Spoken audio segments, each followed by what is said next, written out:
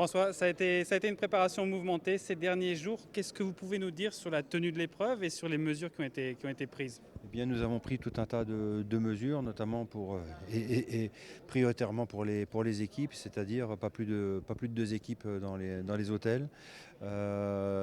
Beaucoup de barriérage le matin au départ, c'est-à-dire que le public ne pourra pas accéder comme il le fait habituellement sur Paris-Nice, il ne pourra pas accéder au plus près possible des coureurs. La signature sera totalement différente, c'est-à-dire que c'est qu'une personne qui signera pour l'ensemble de l'équipe. À l'arrivée, le protocole, c'est pareil. Il n'y aura pas il n'y aura pas d'hôtesse, il n'y aura pas de bouquet, il n'y aura pas de toutes ces choses-là. Donc le coureur sera malheureusement abandonné. Mais bon, le principal pour lui, ce sera d'avoir le maillot ou la victoire d'étape. Et puis au départ, pas de selfie, pas d'embrassade, enfin bref, on a fait le maximum. On a vu qu'il y avait beaucoup d'équipes qui étaient inquiètes. Certaines ont même décidé de ne pas venir.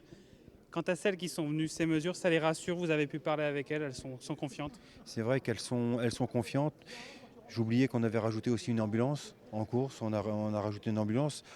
Le professeur Xavier Bigard va s'entretenir avec les médecins d'équipe dans une demi-heure, donc pour rassurer aussi les médecins d'équipe, pour rassurer aussi les équipes. Donc on a fait le maximum vraiment pour que ça se passe dans les meilleures conditions. On ne peut pas faire plus malheureusement, mais jusqu'à présent nous sommes confiants. Nous sommes confiants. On va bifurquer sur le plan sportif. C'est un Paris-Nice un peu particulier, parce qu'avec le grand départ de Nice, vous avez tenté un peu des nouvelles choses sur le parcours, notamment dans les dernières étapes.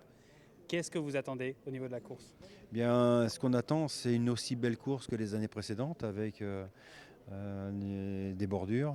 C'est le lot quotidien de Paris-Nice, des bordures, et puis des épreuves, des étapes casse-pattes, mais surtout avec un final sur Nice avec une ascension de la Colmiane, la Colmiane qui sera le premier col du Tour de France 2020.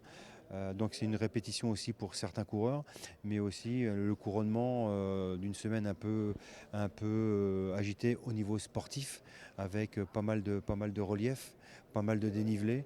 Et le dernier week-end sera aussi important. Importante aussi la dernière étape sur Nice, qui ne sera plus la même qu'auparavant, avec la côte de Peille, avec l'arrivée sur la promenade des Anglais. On a tout changé pour faire une étape à peu près similaire qui arrivera à l'Alliance Riviera. Donc pratiquement des données inchangées, mais des reliefs qui n'ont pas encore été visités par les coureurs. Donc beaucoup d'incertitudes jusqu'à la fin de Paris-Nice. Merci beaucoup. Merci. C'est bon, il n'y aura pas de troisième. Merci.